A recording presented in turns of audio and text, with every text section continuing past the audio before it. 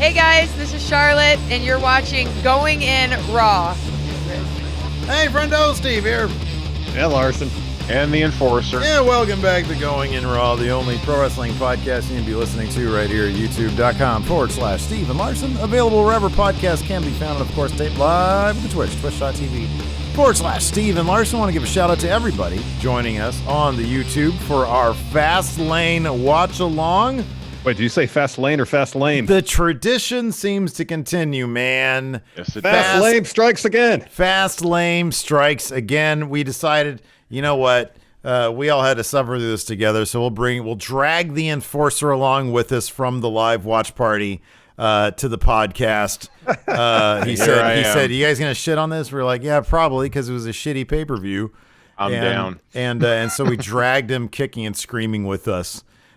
So yeah, I mean, look, the main event was pretty fantastic. It was really good. Yeah, really fantastic. Good. That was like really, a pay-per-view level, some story developments there with Daniel Bryan basically tapping out Roman Reigns. It was the saddest little tap out. Yeah. He was fading and he tapped out.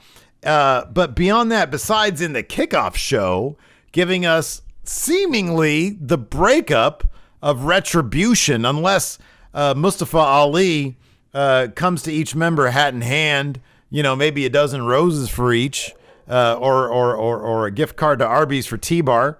I don't know if they're going to be getting back together or what's going to happen with that, but that is a bit of a story development.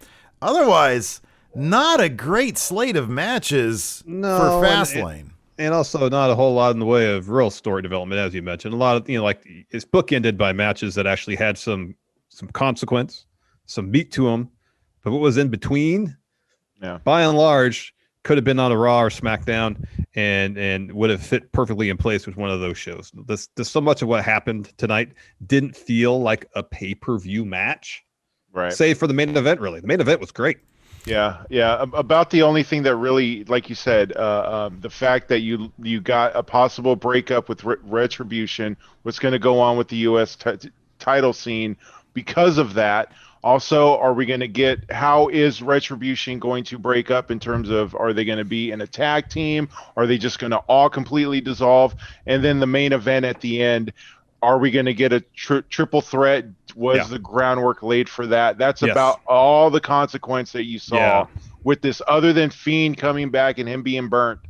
Really could have been on Raw too, Could have been on Raw, absolutely. Could have. Let's talk about this triple threat possibility, because we've been talking about the chances of that potentially happening for a little while. Either that or some sort of wrestle-in match for Daniel Bryan night one of Mania. But based on what we saw tonight, it would seem that it makes all the sense in the world. Granted, it's WWE, so sense doesn't really apply sometimes. It would make all the sense in the world to make the Universal title match now a triple threat match, given that Daniel Bryan made Roman Reigns tap. Granted, there's no referee around. Well, there was. Edge used us behind Daniel Bryan, ready to blast him with a chair, rather than actually do his job. Calling it right down the middle. I know. So it just makes sense. Like the idea of kind of wrestling match could be fun. That could have been the case had Daniel Bryan needed a case to be made to be put into the match as a triple threat, but that case has been made tonight. I mean, it really was. We sort of had our wrestle-in match. It just was between Daniel Bryan and Roman Reigns, and Daniel Bryan tapped him out. We had the worst special enforcer maybe in history. Edge not even coming close to doing his job right.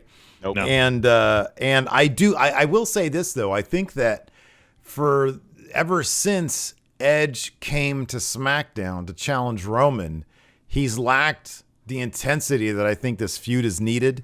Daniel Bryan brought that intensity. I feel like tonight, Edge actually, with the overbooking of this match and Edge going off with the chair, that's the kind of thing that I like to see. So now things aren't going to be cordial between him and Daniel Bryan heading into next Friday and for the rest of the time. How they sort this out, I think, is going to be a fun story that's going to play out. And they really have made Daniel Bryan. And I don't even necessarily. I mean, I guess it should stop surprising me how much Vince McMahon loves Daniel Bryan, because the fact that this isn't just Roman versus. I mean, yeah, maybe this could be, Larson. I think, as you suspect, Daniel. They need a guy to eat the pin in Roman versus Edge. To keep, the other one strong. Yeah. Yeah, to keep the other one strong, because I mean, it seems now at this point you do a triple threat. Edge looks really good. Daniel Bryan looks good, but he ends up eating the pin. And after the match, to send people home happy, Edge is pissed and he spears Roman a bunch of times. That's probably how that's going to play out, because I do still think that they're going to want WrestleMania to end on a happy note. It just ain't going to be Edge holding that title on the happy note. Maybe I'm wrong there, but you think Daniel Bryan in the match improves the odds of Roman winning versus Edge winning? Because I actually see it the opposite way. I think it improves the odds of Edge winning. Yeah, because Edge can pin Daniel Bryan because they got the beef now too. Edge gets that win. You get your fun moment to end WrestleMania. Roman could walk on to SmackDown the next week. It's like, well, Edge didn't pin me. Yeah, I don't know. I think Edge not beating somebody big like Roman kind of puts a damper on him winning the title at WrestleMania. And on top of that, if Daniel Bryan's the guy eating the pin, that's not a super. I mean, for Edge winning over Daniel Bryan, that's not exactly a happy moment. Well, I mean, who would cheer for that? I get that, but at the same time, this is WWE. They might have it in their mind that Edge winning the title is going to be this great moment. Full stop. The two baby faces, 10 years to the day, so on and so forth. He had to retire. Like, regardless of who he pins, it's going to be a huge moment. He's back. He got the thing. He never lost, even though the Universal title did exist in 2011. That's the moment they want. But they get that. They have their cake and eat it too. They get that moment with Edge, and yet they keep Roman strong. No one actually pinned him or tapped him out. Yeah, I don't know, man. That the crowd might crap on it if that's the case. Because I mean, Daniel Bryan is the biggest babyface right now out of all of these guys. And if they have Edge pick up the win at WrestleMania, I don't know if they want a Roman winning at the Rumble in 2015 or whatever it was. Well, I don't think the crowd's going to react with that amount of venom towards Edge, because Edge has legacy. Edge is reasonably well liked within the WWE universe, and yes, it might bum some people out to see Daniel Bryan lose at WrestleMania, what could potentially be his last, maybe at least at a full-time competitor. Mm-hmm. But at the same time, the moment of Edge coming back, winning the belt 10 years to the day that he had to give it up, I think people be like, oh, this is history. This is cool. Yay. Could be. I mean, look, people are going to be happy just to be there. So, I mean, that's a possibility, but I don't know. If they haven't learned their lesson on jobbing out Daniel Bryan yet, I mean, I don't know. Daniel Bryan will win. Maybe Daniel Bryan taps out Edge. Wouldn't that be? I would mark out. So you have these two guys who are like total Destiny picks, and then Daniel Bryan comes in because Vince loves Daniel Bryan. I mean, the thing is, WrestleMania 30 all over again, man. Edge hasn't exactly been a ratings draw. So I don't know, Enforcer, where do you stand on this? How do you see the finish of WrestleMania going down? Honestly, like, if you think about it, if you sort of try and recreate, I know that the players are different and the way that they are positioned is different, but if you sort of try and recreate WrestleMania 30 main event finish where you've got this energy of fans, and I know it's within a smaller amount of people there in their pods, but still people are ready to pop. People are ready to go. And what more is there that could make that place pop than sort of the people's champion of a Daniel Bryan winning that? Now, I could also see it like how you guys say, Edge winning that and Daniel Bryan actually being the one to eat the pin, much like with the Brock three-way scenario where he loses the belt, he never eats the pin, and then he continues to stay strong. I completely think that no way is there going to be a situation with how Roman is positioned and the way how he's always looking for the short gimmick way of winning, much like Elimination Chamber, having his match right after the Elimination Chamber match. He is not going to defend that title night one and then fight the next night. That's in story that makes no sense. But I could honestly see, if Daniel Bryan is put into that, Daniel Bryan winning that and popping the crowd, because now we have that factor we haven't had for over a year. Crowd actual reaction. I'm curious also to see what Roman gets. Does he get booed? Does he get cheered? What's that going to change in sort of how they go in the direction with their pay-per-view storylines going forward past WrestleMania as well. The biggest pop would be Daniel Bryan winning. Yeah. That would explode the place. I mean, it's 10 years to the day. Edge should win this thing. And everybody might be thinking, but if they want the biggest reaction, it is 100% Daniel Bryan winning. And that's the problem is that what have we just said about Daniel Bryan? Whatever match he's in, it doesn't matter if it seems so inevitable. He can make you think he's going to win that, and to snatch that from the crowd. You're right. WWE might go with it, but that might not be a great idea. Let's roll with this. The beginning of we had the kickoff show. We had let me do this really quick. We had Larson. While you talk about this match briefly, Ali versus Riddle in the kickoff. I'll send out the Steve notes to the Twitch subs. We have a bunch of new Twitch subs. Yeah, Riddle versus Mustafa Ali. It's a fun match. The finish especially was fun. Let's get to the finish because really the real fireworks happened after the match began or ended. I mean, so Riddle goes up top, and Ali takes a swing at him, misses, and then Riddle picks him up and hits the Super Bro Derek off the top to get the W. And afterwards, Retribution's helping Ali up. And so he takes a while for him to kind of come to, and he breaks free and starts yelling at him, because before the match he said, "Hey, don't help me, I got this." Yeah. And after the match he's like, "Where were you? You let me down again." Mixed signals. It's Mia Yim reckoning. He gets in her face. She turns around, walks out. And Slapjack tries to leave too, kind of on the sly. And Ali's like, no, you stay in here. You get back in line. And Slapjack's like, no, I'm out of here. And then he starts yelling at Mace and T-Bar, Dijak. And they hit him with a double choke slam. So either Ali's out of Retribution or Retribution is no more. Well, also T-Bar tweeted this out. It was something like, you always get, here it is. It was like, told you so or something like that. You get what you deserve. He changed his Twitter avatar to a shot of Mustafa Ali about to eat that double choke slam, and then he retweeted WWE's tweet, "High justice for Ali. Now this is what you call Retribution." I mean, I don't know if look, Retribution. It was told you bar. That's his new name. Oh yeah, Told you bar. Yeah, Told you bar. Retribution has never been booked properly. They've always been a bit of a clown show, even though they have all the potential in the world. And they've got a ton of talent. Yeah, I guess they're done with. That would seem to be the case. Yes. I don't know if individually these wrestlers aren't better off in Retribution, even given what they were doing. But hopefully they'll all go to big thing. I want something big for Mustafa Ali, man. I think that he proved that, dude, he can take anything and make it great. I really love their ring gear too. It's really great. Would you actually like to see the rest of Retribution stay together minus Ali, or sort of them go in their own paths?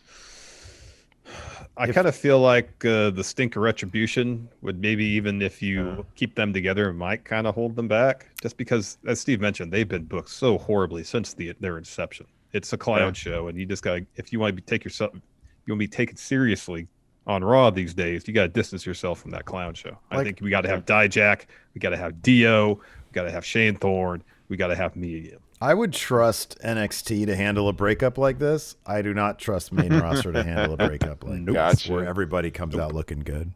Yeah, I get you. I'm much like with you guys. Just get the stink off. Honestly, maybe a week or two off of screen for a little bit, just to get that. Let Ali sort of, play the victim, if you will, saying everyone's turned their back on me, whatever. I think I said it in the live stream. I would like to see, even though they're on different shows, a bit of a crossover between Sami Zayn, what he's got going, and sort of roping in the conspiracy theory, trying to sell Ali on that, and them two buying in and making themselves a pretty dynamic tag team with that. I'd actually like to see that, but that could be probably after WrestleMania, if they would ever even do anything like that. I like this idea here in chat. They call me Keller says Keith Lee comes back and he leads Retribution by removing their masks and becomes a dominant faction. If you could properly give them all personalities and explain. I mean, maybe he comes back And, you know, they kayfabe the reason with Mia Yim and his best friend Dijak. Yeah. And then Shane Thorne's like, hey, I'm going to go do my thing over on like 205 or something. I guess. I don't know, but I think they could do something good with it. It's just, will they is the big question. That's the if. After that, we had Sasha Banks. I'm sorry, to kick off the actual main card, we had Sasha Banks and Bianca Belair versus Nia Jax and Shayna Baszler for the women's tag team titles. Bianca got a lot of play in this match. To start it off, she got the tag into Sasha finally like 6 or 7 minutes in. Yeah. And then we had just a mess of a finish. But, you know, again, this was kind of a match that probably just could have been on SmackDown because it didn't. I guess it just sort of put some finality to Sasha Banks and Bianca being at odds. Like, they're not going to be challenging for these tag titles anymore. Yeah. Although, you know, chances are I say that, and then on Friday we get a rematch. Yeah, SmackDown, they win them. So the finish of this, so Bianca hits a 450 on Shayna, and Reginald gets on the apron to distract the ref. Sasha goes for a Meteor on him, misses. Back in the ring, Shayna kind of puts the clutch on Bianca. She escapes. And then Bianca and Sasha hit this great-looking glam slam knee strike combo. That was great. Yeah. And Sasha is right to the bank statement after that. So Bianca runs in to try to keep Nia for breaking up the pin. Mm-hmm. What ends up happening is like she hits Nia no sells, and she shoves Bianca into Sasha, and that breaks up the bank statement. Yeah. So Sasha and Bianca start arguing. And then Sasha pushes her, calls her a rookie. And then Sasha gets rolled up by Shayna. So Shayna and Nia get the win. Mm-hmm. And then afterwards, Sasha and Bianca are arguing in the ring. Sasha calls her a rookie and like pokes her in the forehead and then slaps the heck out of her. Oh my gosh. Just slaps her, drops her. Violent. And then she leaves. Yeah, White Brownie in chat here makes a good point. Didn't like that Sasha clearly saw Bianca getting pushed. That is one of my top, like, you know, things that just bugs the crap out of me is that when you see somebody getting pushed into you, why are you getting mad at the person that was pushed into you? I know. Can't stand because Bianca was trying to do the right thing, and Sasha's like calling her a rookie. No, she's trying to make sure her team wins. Bianca was. Mm-hmm. Just didn't work out, but you can't really. You really should be getting angry with her for trying. Yeah. What's the alternative? It gets broken up by Nia. Right. Yeah. Exactly. You know. After that, we had an update on Shane McMahon. So on WWE's YouTube channel, he was in the ring doing some sparring, preparing for his match with Braun. Adam Pearce was supervising, and he busts his knee. He throws at his knee. Yeah. He does a V trigger, and the knee that hits the sparring pad is the one he hurts. Yeah. He goes, "Oh crap." He goes, "Oh, this isn't good." So that match seemed to be in question. As he's leaving the trainer's room, Elias walks up to him with Jackson Riker. He pitches Shane on a musical performance for WrestleMania. Shane says, "Dude, don't waste my time." And he's like, "Okay, wait a second," because Elias is being pretty persistent. Yeah. And he says, "Hold on. Okay, I have an idea." So we kind of all see where that's going. Yes. And of course, Shane had the Stupid Express T-shirt on as well. Oh yes. his piece of training tape was stupid written on it. Yeah, it was stupid written right across it. Yeah. After that, we had our Intercontinental title bout: Apollo Crews versus Big E. The beginning of this match was really good. Both of them coming out with a lot of intensity. Yep. Really hard hitting. The match actually up until the finish was pretty solid. Still not entirely sure if this was supposed to be the finish. What was this like? Is this on Wikipedia? It was like 5 minutes. It might be. It was short. So it was short. Really good. And it was like really getting started. Like this. It was really good. It started out with like Big E doing the spearing Apollo off the apron. Two apron splashes. Apollo got a frog splash for 2. And then describe this finish best you can. I'll try. So what happens is Crews is looking for a standing moonsault. Big E gets his knees up, and then he charges. Crews evades that, so Big E gets posted. Then we have some back and forth, and there's this kind of clumsy-looking roll-up that I think Crews is supposed to have Big E's shoulders down. So the ref is counting 1, 2, and then they move slightly, just slightly, and then the ref starts counting again, and then it counts. She counts to 3 and says Big E won. Mm-hmm. Yeah, she points right at him. Says Big E won. Yep. And you mean based on both roll-ups, I couldn't really tell whose shoulders were supposed to be down, so I thought it was a double pin. That's what I thought too. Yeah.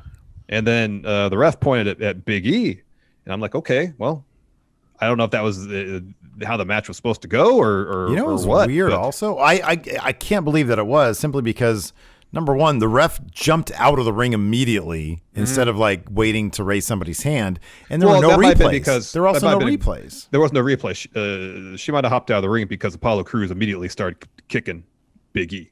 Yeah. So she wasn't. There was no one. Before they got off the mat. Before like they were just laying there, she pointed Big E while he was still down, and then like jumped out. Yeah, It was weird. The whole thing was weird. Crews was right on Big E, kicking him and stuff, and they hits him with 3 Olympic slams. So I don't know. I mean, these guys are all professionals. If something may go slightly amiss, they tend to be pretty good about knowing, okay, well, I need to do this to get my heat back or something. You know, every once in a while you got a botch finish and it's really awkward, but more often than not, if there's something that kind of goes a little bit off, they kind of know what to do. Yeah. But, so according to the Wikipedia, it was a bit clumsy. It was a bit of a clumsy finish. According to Wikipedia, Jorge says she probably went to go get the belt for Big E. That's a good point, actually. Okay. According to Wikipedia, Big E won in 5 minutes and 45 seconds. Wow. Okay. It was a good 5 minutes and 42 seconds. It was a good first act of a match. Yeah, but yeah, it was at that point. That's when we sort of figured like, hey, we're going to get out of this thing real quick, because like already at that point, 3 matches were done before the last hour, before the hour was done, and you're like, okay, this is just going by. Rapid fire right here. After that, we had an Old Spice integration. We got Eric Bugenhagen playing Joe Average. Is that his name? Joe Average? Joe Average, I think it was. Joe Ordinary, I think. Trying to sell Drew Gulak on some Old Spice. Turns out R-Truth is hiding behind this display. Kira Tozawa walks in. He wants to know R-Truth is. R-Truth sticks his arm out from the display holding some Old Spice, and the whole thing comes down. And by an accident, Joe Average, Joe Ordinary, Bugenhagen gets the pin on R-Truth. He wins 24/7 title until R-Truth gets up, rolls him up, gets it back. Good for Booge getting some TV time, though. It's mind-boggling. That guy has got so much charisma, and he's jacked. I mean, I don't know what his wrestling is like because I haven't really been given much opportunity to see him wrestle. Only had that beyond one match on NXT, right? It was only that one match. Ages ago, yeah. That's crazy though. So yeah, good for the Booge. He's a champ. He's always a champ. Well, it was brief reign. After that, we have Elias out for his performance. He's got Jackson Riker there, and Shane is there. And right when Elias is going to start strumming his guitar, Shane stops him and says, "Hey, man, I know I'm sorry. I know you get interrupted a lot, but here's the deal for tonight. You're taking my place in this match against Braun Strowman." So Braun comes out, has a match exactly with how Elias. you expect. And it's like maybe a 4 minute. Let's see what the Wikipedia. 3 minutes and 50 seconds, so almost 4 minutes. Almost 4. Match where Braun wins, I think, with probably a power slam, if I'm not mistaken. Power slam is what it was. Yep. Power slam. After that, we get a pretty awkward backstage segment between Riddle and Shinsuke Nakamura. So Riddle rolls up to Nakamura on a scooter. Shinsuke congratulates Riddle on his win. Riddle wishes him good luck in his match against Seth. And then Riddle starts pitching Nakamura on this idea for a scooter business. He'll talk about some cousin he has named Skeeter, who is also a skater, and just goes on and on while he's talking. The camera pushes in on him, and he stops talking. He turns towards where Nakamura was. Camera pulls back. Nakamura's gone. Riddle rides off, and it turns out Nakamura just like walked around the corner. Yeah. He just popped back in. After that, we had Seth Rollins versus Shinsuke Nakamura. This is a fine match. Shinsuke, like you mentioned earlier, Shinsuke's getting bigger, dude. He's getting jacked. Yeah, he's putting some muscle on, man. This is a good match. This is a fine match. Good match, yep. Sort of didn't seem like much more than we would have gotten on a Raw. Just a solid Raw main roster, top of the second hour match. Seth Rollins ended up getting the win via a stomp. Nothing really here to go on about. Again, good match. Nothing all that special. Perfectly good match. That was a good match. And of course, I was hoping, I've lost Trios title because I went out on a limb on this one, but I really thought Cesaro was going to come out there and sort of do some interference, much like how I thought this is a glorified Raw and a SmackDown. That's something you would do on a Raw or SmackDown to advance the story. That's what I thought. Didn't happen. Watch that happen to Friday when they have their rematch, and then there's Cesaro hitting him in the back and not Nakamura getting the roll up. 6 days too late for me, but whatever. Well, I lost both those titles because I decided to not go with my instinct and say Alexa Bliss was going to get that win. Thanks for the Fiend. So I don't know. I'd feel kind of nutty. I'd feel kind of weird about taking Big Red at Fastlane. Then I'd have so much pressure on me at WrestleMania. I'd rather take Big Red all back. The pressure's at me, huh? I'd rather take Big Red back at WrestleMania. It's a big moment. We'll see about that. I like my big moments. You know me.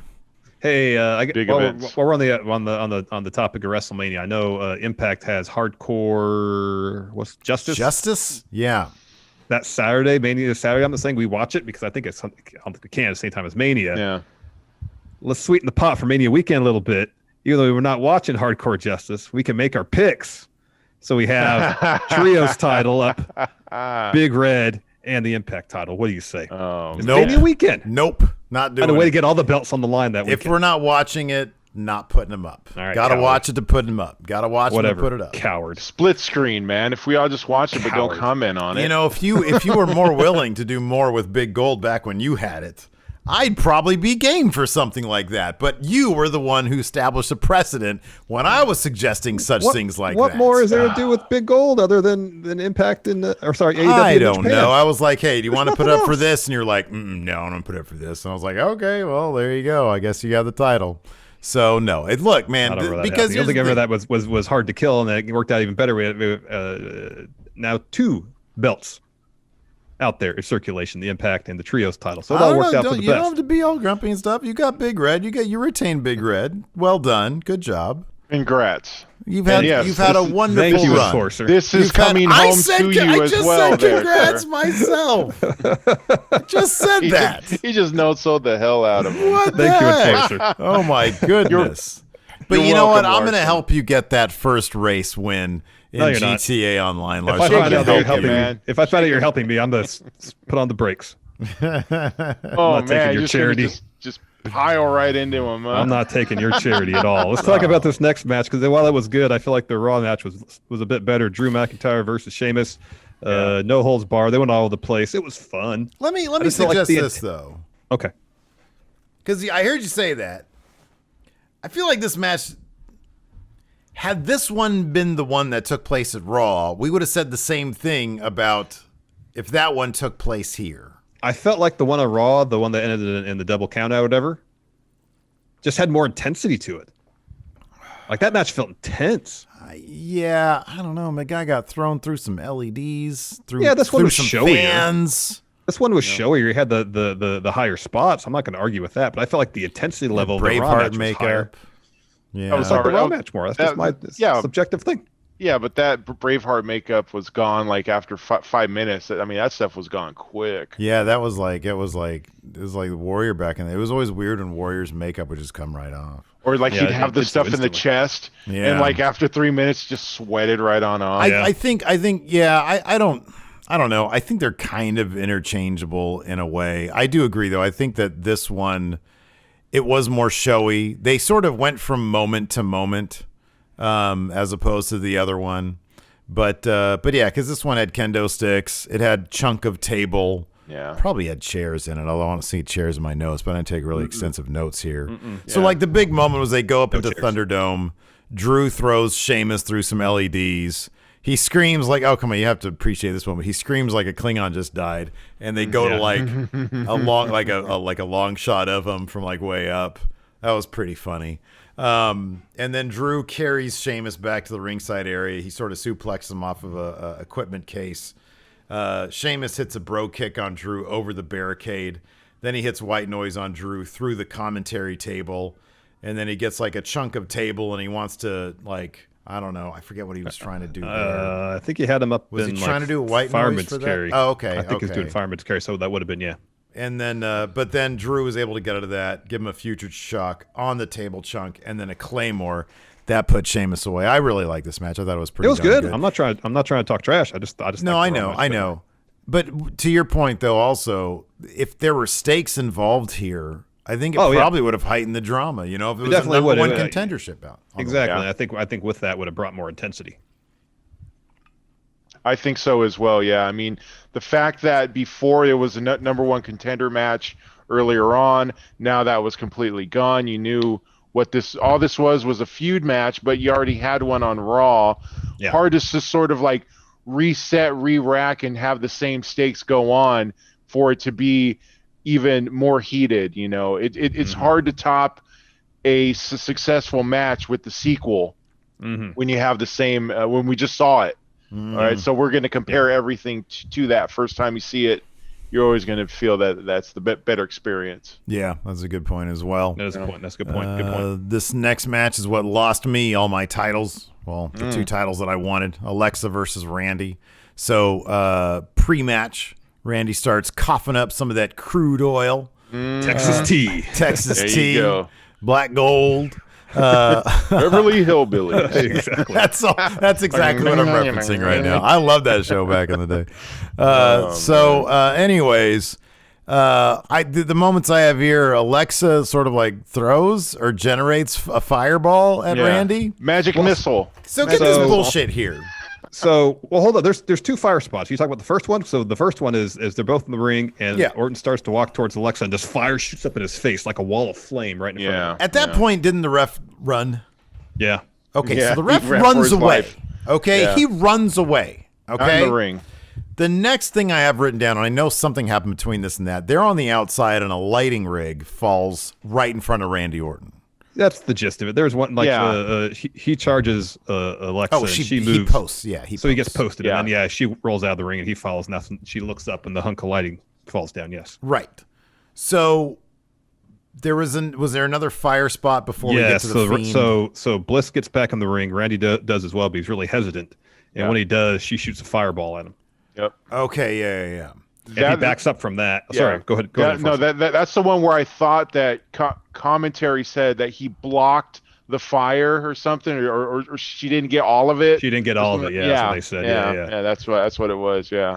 And so he's backing up, and then from the canvas, you see like a charred hand emerge with some light, Right. and then it starts to smoke, and there's so the hand grabs Orton's ankle. He frees himself. Fire shoots out. And then a burnt up Fiend emerges. He's got a new mask. It's like it's melting off his face. That looks he's great. all burnt now. Yeah. He's So just I all think the burnt. mask looks really good. It's hard to tell how the rest of his gear looked because the ring was bathed in that kind of pink purple light. So you can't tell.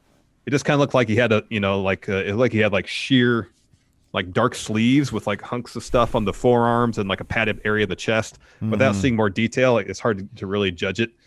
Compared to what he used to have, I don't know, it looked kind of nondescript to me, but the mask looked great. Yeah, the masks look really good. I mean, I get the point.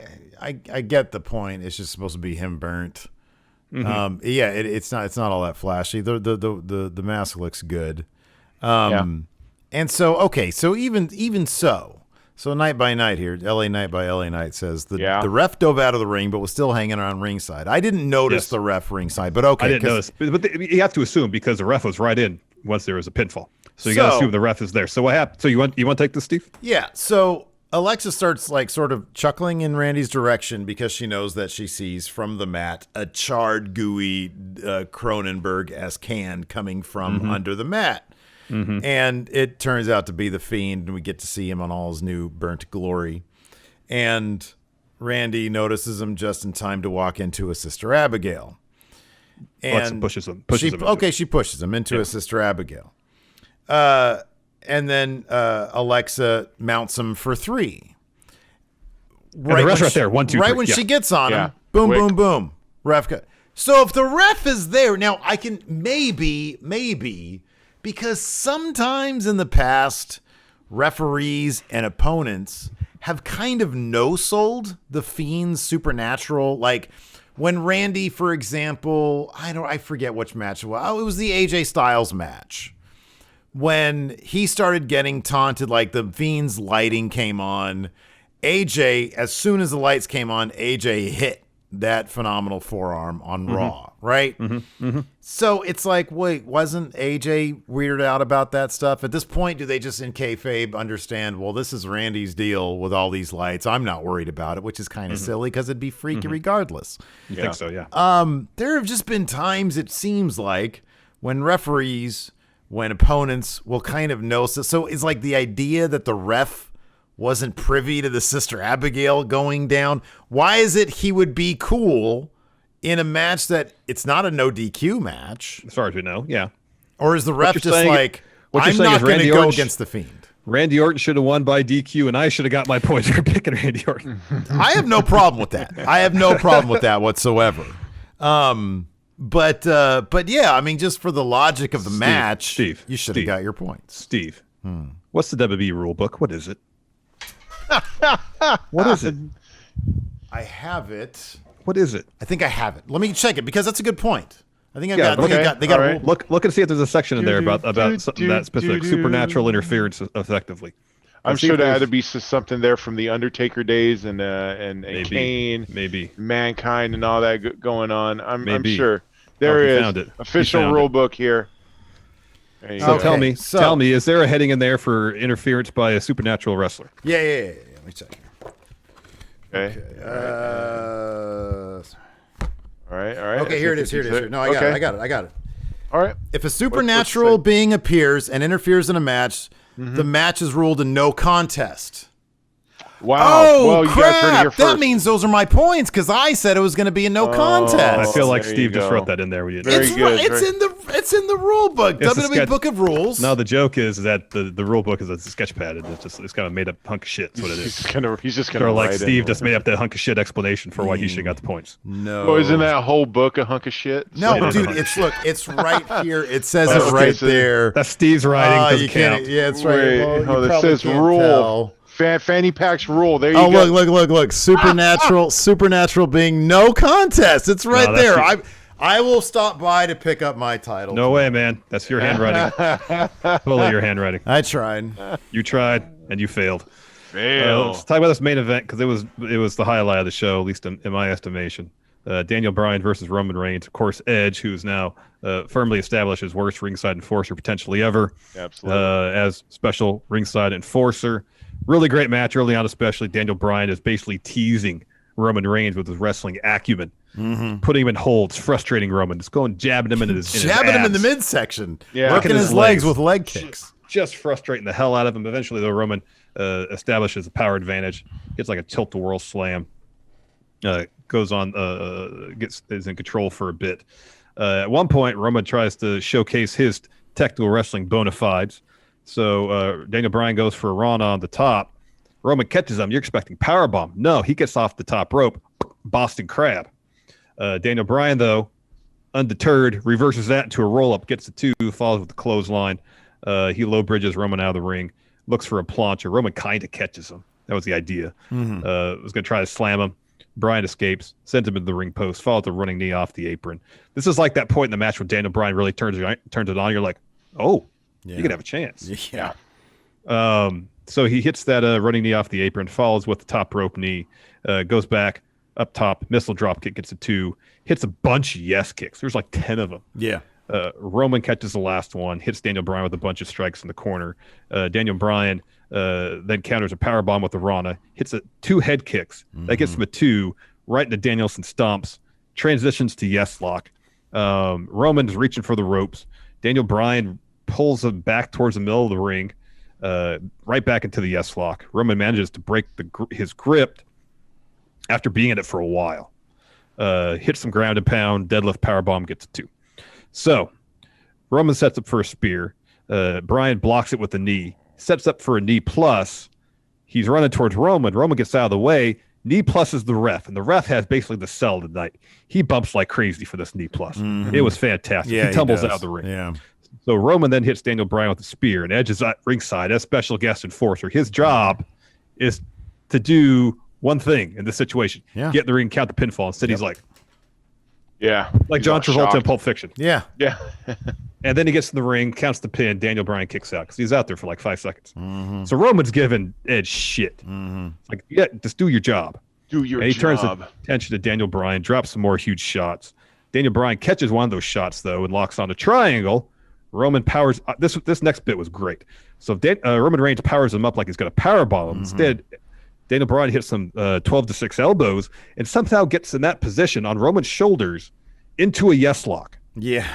It was fantastic. Yeah, it was really great. It was fantastic. So he's got the yes lock in, and he broke it for a bit to hit Roman with some cross faces, and then Jay runs in, super kicks Edge, super kicks Daniel Bryan. He goes and gets the chair. He posts Edge, takes a swing at Daniel Bryan with the chair. Daniel Bryan ducks it, hits Jay with knee plus. Then Daniel Bryan picks up the chair and hits Jay with a few times with it. So Jay rolls out of the ring. So Daniel Bryan kind of looks over to where the ref had rolled out of the ring. He still has chair in hand to see. Oh, he's not coming to? All right. So he goes towards Roman, takes a swing with the chair. Roman evades that. So Daniel Bryan hits Edge with the chair on the shoulder. Daniel Bryan turns around, eats a Superman punch. Roman's looking for a spear. Daniel Bryan catches him with the yes lock. And the camera work on this was really good because you get close up on them. Roman is fading, and he just kind of lightly, and like Daniel Bryan's forearms in Roman's mouth, his wrist is. Yeah. Roman just kind of very gently taps, very gently taps. Yeah. And then rather than Edge doing his damn job and seeing that, blast Daniel Bryan with the chair. Seeing red at that point. Yep, and then hits Roman, then hit Daniel Bryan again. He's yelling at him the whole time, and then he just leaves. Somebody earlier, and I'm sorry, I apologize, I didn't catch who reiterated this, said that when Edge was going up, obviously he was steaming, and he started to scream, "This is supposed to be my match," which is an interesting little wrinkle. Again, it's something, it's like ever since Edge has come back, he's just been sort of, hey, I'm happy to be back guy. I'm serious. I'm here to prove myself. I belong. I want something more than that, a little bit of bitterness, a little bit of petty. I'm fine with, give me something to work with where it's like, nah, man, I want to see that, ultimate opportunist Edge who would do anything. And what we saw tonight was a little bit of that. So hopefully we get more of that. Again, I'm pretty intrigued by this SmackDown main event scene we got going right now. Absolutely. Yeah. If there's one person in here that's going to play white meat baby face of the three, it has to be Daniel Bryan. He is the best baby face of our generation. I mean, and then you can have Edge play that tweener with a little bit of a streak, a little bit of a chip on his shoulder because he had to drop that title 10 years ago. He's back. You could really, if you put Daniel Bryan into this match, him once again saying this is supposed to be me against him. How is this guy a part of this? Just continue to grow that chip for 3 weeks. Yeah. And I could really see that. Then Roman's just there saying, hey, I'm the big dog. I'm the champ. You guys come after me. You guys can fight amongst yourselves. Yeah. I could absolutely see that happening. Yeah. So anyways, go ahead, Steve. Go ahead. No, I was going to wrap it up. What do you got to say? Yeah, that's what I was going to do. That's what I was going to do too. So go ahead. That's our review for Fastlane. Twitch we chat, get to finish this match. New ref runs in. Roman discovers Daniel Bryan. Show over. There you go. That's right. That was weird. Danilo just comes in. They're all just still in there. And Roman's like, well, I'm Roman. I'm going to pin this guy. And then that's it. After a while, too, it wasn't like the damage was done. It was just sort of like, it wasn't as bad as Triple H and Booker T sitting there, but still. Yeah. I mean, it was one of those ones where it's like you're rolling around for a bit, then ref comes in, then you lay on him 1, 2, 3.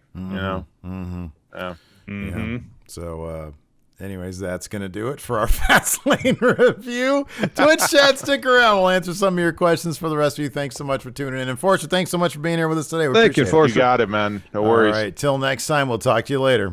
Goodbye. Bye. Help support Going In Raw today by becoming a Friendo Club TV member.